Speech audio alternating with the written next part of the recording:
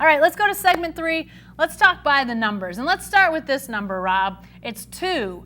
And that's the number of cities that the Tampa Bay Rays, as we know them now, the number of cities that they could be playing in the not too distant future. What's going on here? Any chance this might actually happen? Well, I don't know. I mean, I think they're drawing some ridiculous 14,000 a game in Tampa, and so they're talking about maybe Montreal playing. It's like the snowbirds. It's like you play down in Florida, and then things get too hot, down in Florida, so you go up to Montreal, and Montreal had the Expos. They would probably fill that. Maybe it's a supply and demand thing. There's fewer games, so maybe Tampa Bay fans will turn out for it. But I think it's. This could just be the beginning of something great. I mean, your teams could play. The Texas Rangers could play in Baltimore. Baltimore doesn't have a team, right? So, there's all kind of potential here for movement. Yeah, it's definitely interesting. I don't know if it's going to happen at this point. Tampa Bay is they've asked to explore the possibility. So whether it could be a viable situation or not, I don't know. There's a lot of questions for how would that go for players. I mean, obviously they're on the road half the year anyway. So, but families, would they have to relocate family potentially to Montreal or vice versa, depending on where they decided to live?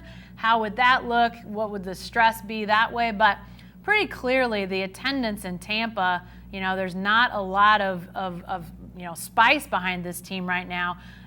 Miami's largely the same. I mean, they got a brand new stadium. I mean, maybe the Rays are just trying to push for a new stadium, but Miami got a new stadium, and their attendance is even worse than Tampa. I mean, right now you just don't see for a place that you would think Florida, summer weather, baseball's just not a hot commodity. Or maybe it's too hot a commodity. Maybe it's too hot in Florida for people to get out there. But those teams are struggling, Rob. Major League Baseball might be out of there at some point in the not too distant future. Well, they've always said that Florida baseball for the full season, full summer is maybe not the brightest idea. I know that spring training's down there, and that's a different thing. Go out there very relaxed when it's a little cooler. But you're right. It's very, very hot down there. Whether in Miami, there's so much to do. You've got the beach, all these things. And I think probably a lot of people maybe watch on TV. It's an older crowd, an older, clientele. To have you down in Florida, it's easy just to sit there in your air conditioning, watch the game on TV. So, again, it's an intriguing option. I would just be curious what happens. One of these questions is, if the team makes the playoff, where do you play the games? Do you play it in Montreal? Do you play it in Tampa Bay? Where do you play it? Yeah, it's a really fascinating question. Not something that, to my recollection, anybody's really looked at all that seriously in recent memory. So, yeah, where does this one go? I think it's a wait and see. I'm curious, though, what that could look like. Let's try this number on for size for a second before we get out of here. 0. I think that might be the number of friends that Baker Mayfield has among Texas fans right now. I'm not sure he had many before this week, but Rob, Baker Mayfield, former Oklahoma quarterback, current Browns quarterback in Cleveland, right down the road from you, doing a camp here in Oklahoma for kids and got asked about Texas, obviously the big Oklahoma rival, and whether maybe Texas could be back on the national scene. And Baker Mayfield eloquently called it crap. He was tired of that crap and that he didn't like Sam Ehlinger, the Texas quarterback, and on and on. I guess I'm not surprised. Are you surprised at all by this? No, I mean, this is a guy who shoots from the lip, right? Yeah. He just, that's how he is. And in fact, when the Browns drafted him, I was a little skeptical because there aren't a lot of NFL quarterbacks who become successful who just sort of spout off as he does. They're more corporate types anymore. Peyton Manning, Tom Brady, but he's got it going in Cleveland. They love him. So this didn't shock me. This is a guy that planted the flag in Columbus, at midfield. He's got a lot of spice to him. I think he's probably got a small pocket of fans in Lake Travis, Texas. So not all Texas is against him, but maybe they've turned against him too. And I think that Sam Ehlinger, attended Westlake, I believe, high school, which was the big rival of Lake Travis. So it goes way back there. And He doesn't care. And in one way, it's refreshing.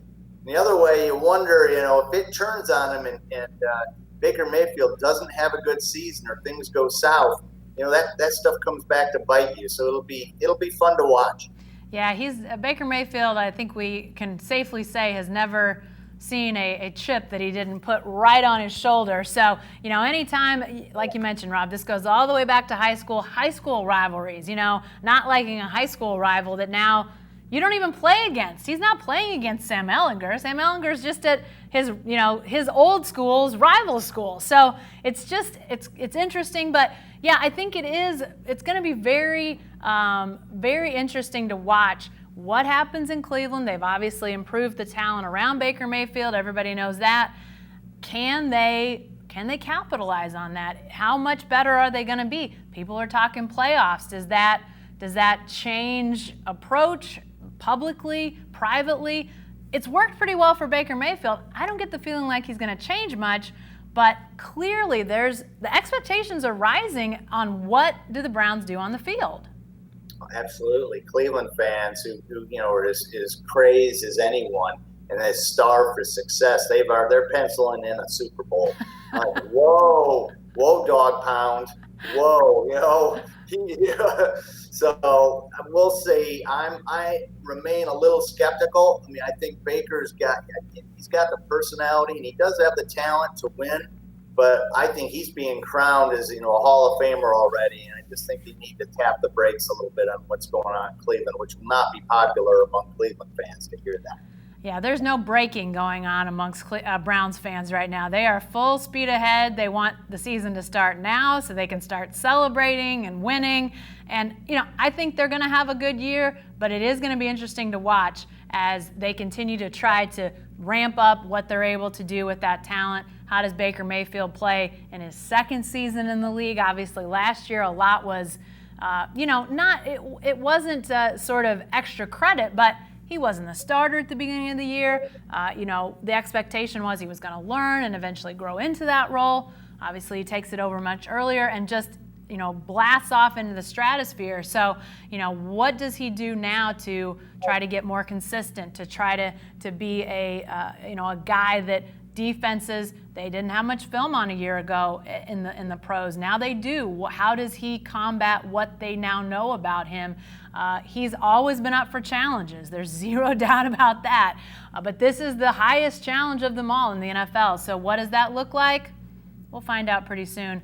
Although I don't think he's going to have anybody cheering from him down in Austin, at least not very many that love the horns. All right, lots of stuff to talk about this week, but that's it for the Writer's Block. Thanks for joining us. We'll see you again next week.